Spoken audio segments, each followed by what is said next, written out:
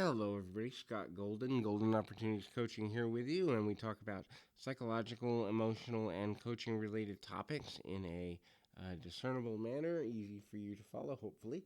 And we do that multiple times every day.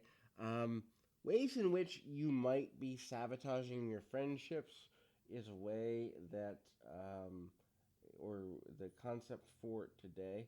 Um, and there's a bunch of these.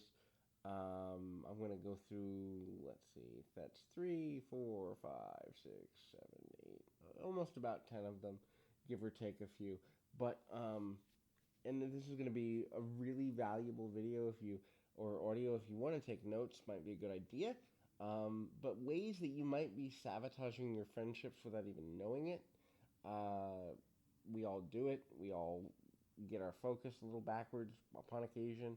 And we wonder where our friends go. We wonder where the most influential people in our life go. And if we've been doing this for a long time, or if we've been doing this with multiple people for an extended period of time, there certainly are some challenges as it relates to um, keeping healthy relationships. So, um, the first one is if you are consistently not for a week or two, but for an extended period of time not communicating with someone and then expecting them to be there for your benefit when you're going through hardship, you're sabotaging your friendship. And I understand, especially if you're burnt out on a friendship, and that does happen. If a person is, for example, dealing with the same life issue for months or years at a time, it's very easy to become burnt out on dealing with that individual. It's very easy to become feeling like, well, why am I talking to you when, you know, you're not making progress in life and I feel like I'm not helping you and I'm only going to hear the same stories I always hear.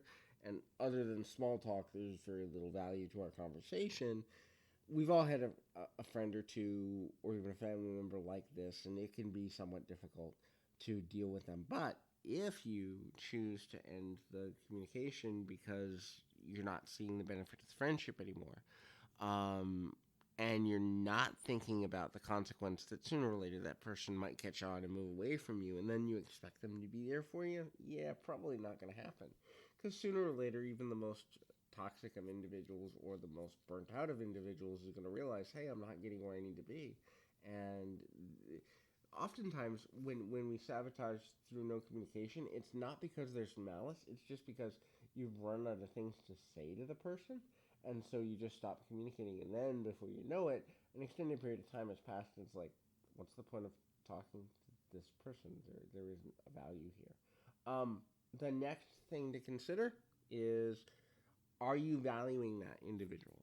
When we undervalue a person in our lives, and we're not talking for, for a week or for a day or whatever. I was talking with a client last night about feeling really sensitive about being a couple weeks into a relationship or a couple months into a relationship and then not hearing from a potential partner um, for a couple of weeks and really feeling like he doesn't value me and all those emotional things. And I put in perspective, well, wait a second.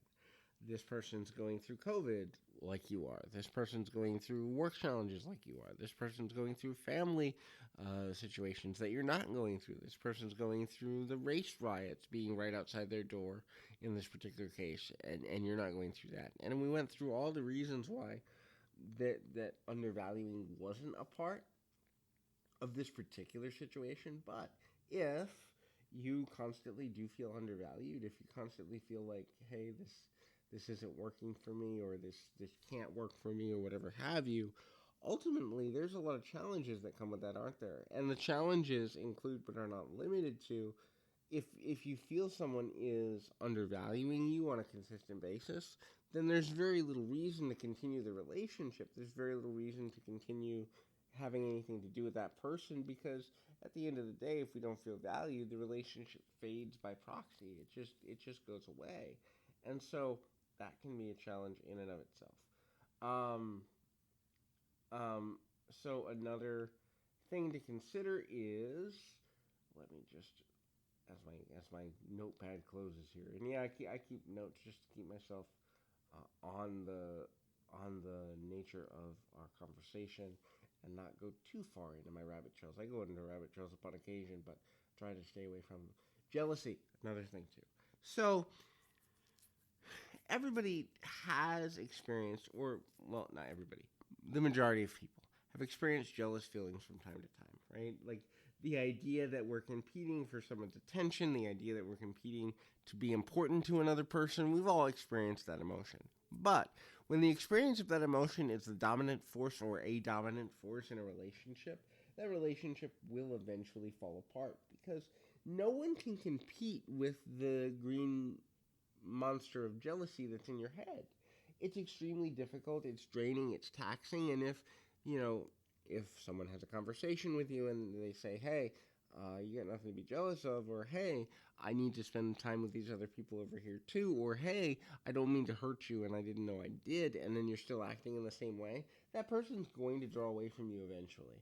They draw away from you because if you're not making progress in a friendship, if you're not moving forward towards enjoying each other's company again in the way you used to, then there's really no point for the relationship to continue. Another one of those sabotage friendships every time out is betrayal. So, look, you may have things that your friends told you that you need to talk through with somebody else. Or you may have traits that you really don't like about this person, but you hold on to it. And then all of a sudden it's like one day it slips out at a party or it slips out to you. The most common with this one that I've seen in dealing with thousands of people is, you have a friend that you've had for a long time. You don't like a few traits about this person, then you go to a new partner, preferably, usually, and you say, hey, this is my best friend, and you won't believe that he or she does this, this, and this, but don't ever say anything. And while the relationship's good, there's no issue. But then the relationship falls apart. And then your former partner goes and says to your best friend or your good friend, hey, you won't believe what Sarah said about you, and she said this and this and this. And then the feelings of betrayal, a betrayal can be overcome, but it's rare. And it's rare because what has to happen is that when a person feels betrayed, they have to feel that you understand the pain you caused them and you're committed to not doing it again. If those two things aren't at the helm of any apology, look, it's not going to happen. A person might include you in their life for the sense of, not wanting to exclude you or not wanting you to feel badly or not being ready to let go. But that trust that's broken through a betrayal is not going to is not going to continue, and ultimately the relationship will die off as a result. The same thing with grudges. Look, we have disagreements with our friends, right? Like, even the best friend in the world, you're going to have maybe a social issue or a political issue or a religious issue or how this person handles their family or their friends or handles something. You're going to disagree. It happens. There's never going to be a person, well, okay, there's almost never going to be a person on the planet that you agree 100% of the time with people on. And when we disagree, sometimes we fight. And when we fight, oftentimes it's like, I didn't want to fight with you. You're so stupid. You're so stubborn. You're so this. You're so that. And hurt words get said. And true forgiveness is going, I didn't mean to say that. I'll do my best not to say it again. But this is just a personal pet peeve of mine, but I think it's valuable for the conversation. I hate all-inclusive apologies. So something like, I'll never do that again. Or I'll always be here for you after this. Just let me prove it. Don't use those words that are so limiting. Always, never, that type of stuff, because you don't know what you're going to do in the future. You can have the best intentions of the world to never do something again, and a circumstance arises wherein you do it again. And then you're a liar, and the person feels betrayed, and they think you've held a grudge the whole time for whatever happened in the past, and it becomes really problematic. So another really common thing of the end of friendships is not spending time. Right? Like, we're busy. We all have the same 24 hours in a day. We all have the same 1,440 minutes in a day. We all have the same 7-day week, the same, 365-day year. And it's hard to prioritize, especially if we're very socially connected or we have a lot of responsibilities with our family or our friend, other friends or work or whatever. It's hard to prioritize relationships. But when you begin to not make a person a priority, even through text message or email or Skype or whatever, when a person feels they've dropped in priority in your life and you're not putting the time in, that will begin to sabotage a friendship. The friendship will fall apart as a result eventually because look, what's the point of having a friend you never see? What's the point of having a friend you never have anything to do with? That it eventually becomes obsolete. The other and there's let's see, a total of four more things I want to cover in this. But if you smother a person, right? Like there's so much. Obviously, you need to spend time with people to strengthen relationships. Well, duh, right? But the other side is if a person never has time away from you, if you're constantly spending time with them, if you're with them 24 hours a day for like months at a time, especially during something like COVID, where there aren't other options, if a person feels smothered, it's going to sabotage the friendship because at the end of the day, a mentor of mine is famous for saying, "How can I miss you if you won't go away?" In other words, we can't have things to grow on if we don't have different experiences some of the time. And so, if you're smothering a person so that you don't lose them, chances are you're actually heightening your chances of losing them. Because if a person feels smothered, they will pull away out of usually some form of rebellion, and then it's like, well, if I'm away from you and I'm having more fun, then why do I want to come back, right? This happens in abusive relationships too, whether they be romantic or family dynamics. So smothering is a major problem all the way around from a social perspective. Um, Along with smothering is control.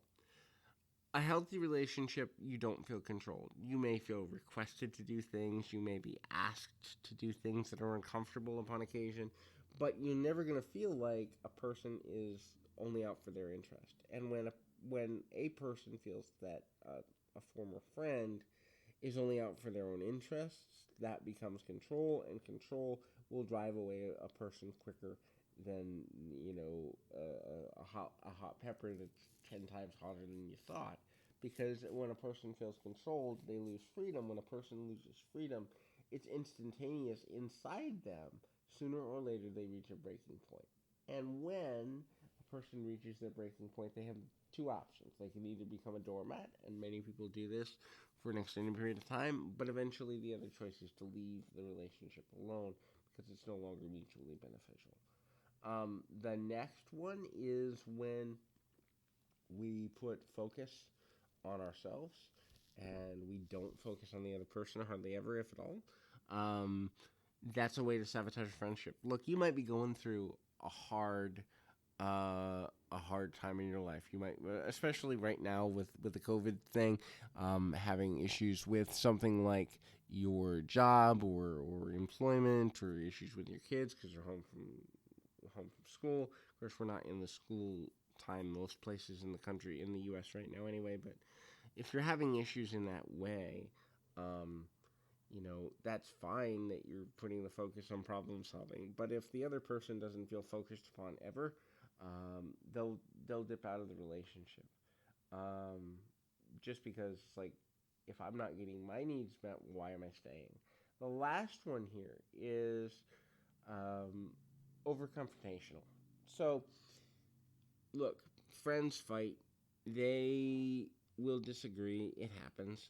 But if a person feels like the only time they deal with you is when they're fighting with you, chances are they're going to end the relationship. No one likes extended conflict. No one likes to feel like their opinion doesn't matter or doesn't count. And so, if you're constantly fighting with somebody and then wondering where they went, chances are they went to find something that's a little easier, a little less resistant, in order to engage their time in. So anyway, that's our audio for today. Until next time, keep your feet on the ground, your mind in the moment. Until next time, everybody.